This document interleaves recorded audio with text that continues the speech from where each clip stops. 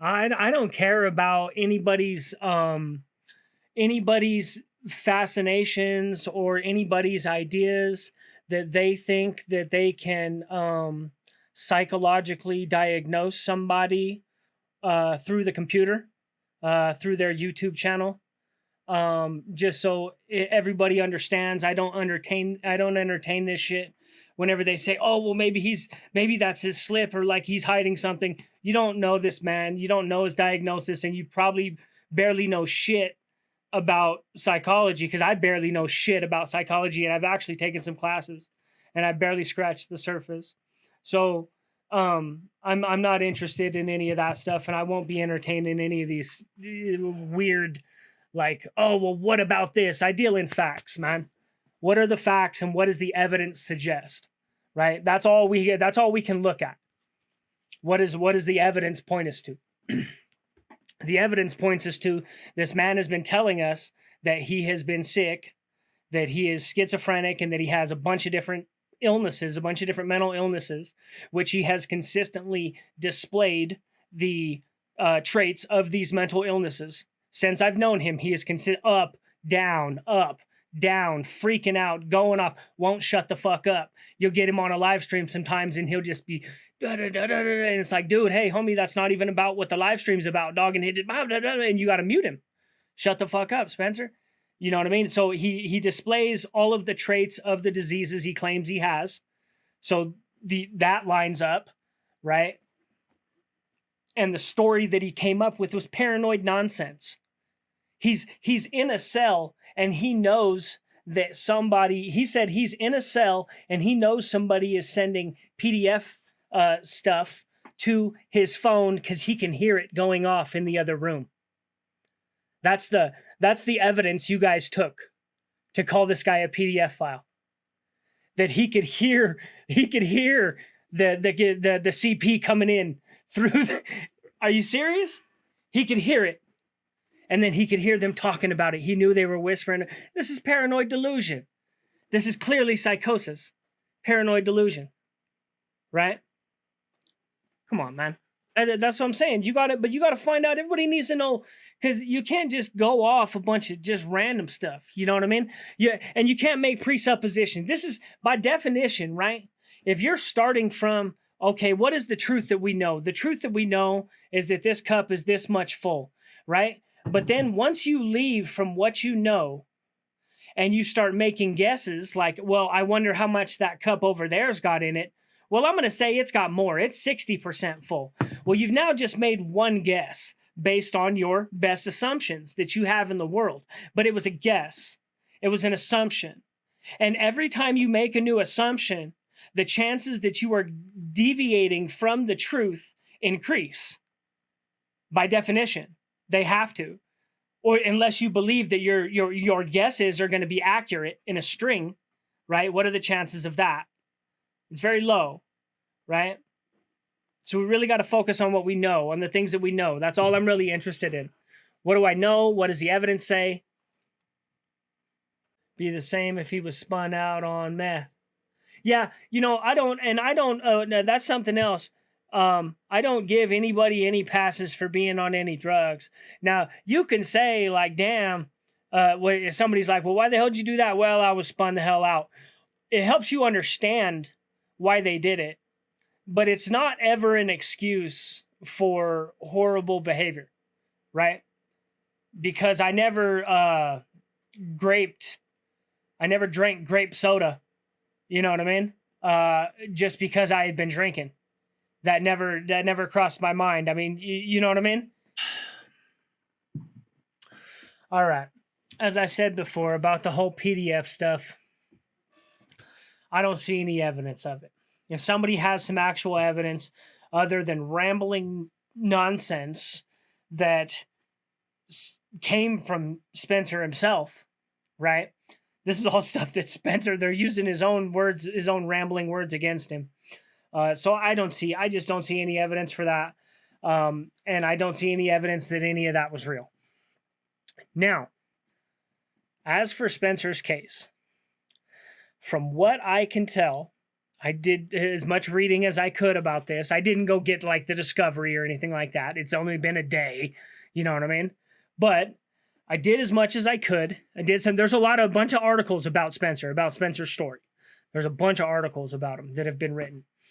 From what I can tell, these were all the people involved in his case were not really criminals at all, but they were doing criminal stuff, right? They really shouldn't have been committing crimes. And whenever they got busted, all of them told on each other. Everybody told on each other, right? And pointed the finger at each other and was like, fuck you. That's your body. You know what I mean? The dude who OD'd, right? Now, Spencer told. There's no way around that. Spencer cooperated with them. I don't know. Somebody asked about the 5K1 designation. I don't know if that's a designation he had or not. But that is my understanding, is that is somebody who's cooperating. That's the designation you get whenever you're cooperating. And that would correspond to Petersburg, which was the joint that he went to. It's very likely a 5K1 would correspond to Petersburg, right? Now, the other damning piece of evidence is that his co-defendant got more time than him, right? So that right there tells you something happened, right? I mean, what are the odds that the person that got 20 was the one who did all the telling, and then Spencer got 8, and he held his mud? That usually doesn't make a lot of sense. Now, that can make sense in a state case, and because the state is different. And the reason that the state is different is because the state catches you doing something, and then they try to prove that you did it, right? So many times you'll see one dude who actually did the crime get like a 5-year bid, and then the person who ratted will get like a 30 in the state, because whenever they ratted, they spilled the whole bucket of beans and told on everybody that they could, right? This happens. So that'll happen in the state, right? And that's because they caught him, but they caught this dude that they gave the 5 to, and they just didn't really have a good case on him. And then he ended up discrediting the rat, or the rat ended up going back out and doing a bunch of more crime. You'll see that too. The rat's a rat to get out. And then before that case is even wrapped up, the rat will go rack up a bunch of more crimes. And then the rat will come back with like 6 or 7 felonies, and then they'll give him like 30 years. And then this dude's just been holding his mud the whole time. The dude who got a 5-piece, he just been holding his mud the whole time and pleads out for a 5-piece. You know what I mean? He just waits it out, pleads out for a 5-piece, and now the rat's got a 30 bid. That doesn't happen in the feds. Because the feds, once the feds got you, they got you. You're hit, right? Feds don't take cases unless they got you, dog. The feds don't lose. How many people you know beat a Fed case? You know, it's very, very, very, very, I don't know anybody, actually. I can't say that I know anybody who's ever told me they beat a Fed case, that they went to trial and actually beat a federal indictment. Even the stars go to jail, right? Even the stars end up doing the year and the day. Martha Stewart. You know what I mean? You don't get away with that. So, Spencer told. That's a fact. There's no way around this. Now, what we have to be honest about is Spencer has been extremely honest from the start about the fact that he told. If anybody just went and looked at his channel, he's told the story several times and been very honest about the fact that he cooperated. And he actually tells the story and kind of goes over it. He's like, I just tend to run into it every couple months, and I'll just tell it, you know, and he'll get on there and tell his story. He's like, I'll tell the story of how my indictment went down and all the stuff that went down. And he's very open about the fact that he cooperated with them, right? So,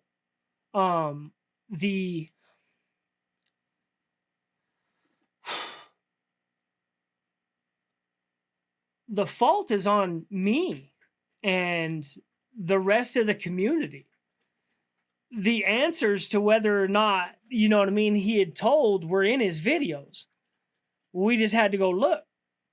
You know what I mean? But we've all got limited time and everybody's trying to make their own fucking content, and God love you. I can't go watch every time I meet a new person, I can't go watch all of their old videos, right? I try to catch them if it's an interesting video or something, if I run across it in the timeline, but I can't catch all of everybody's, right?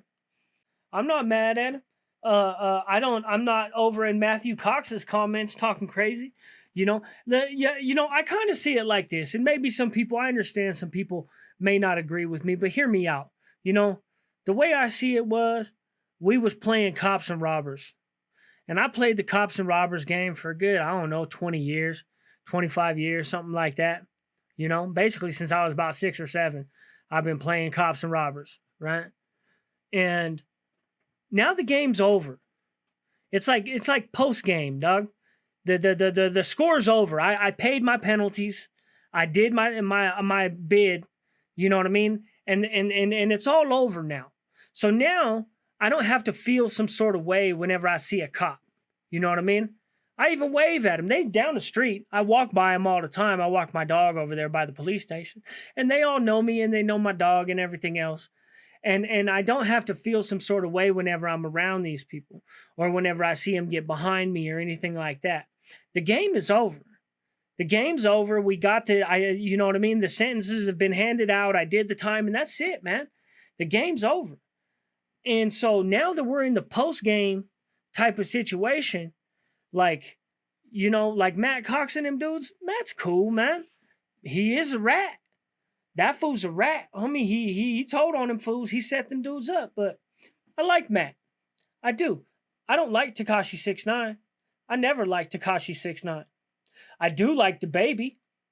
The baby, little baby. Little baby, maybe. The one who was ratting. The one who was all over that video telling the cops all kinds of nonsense.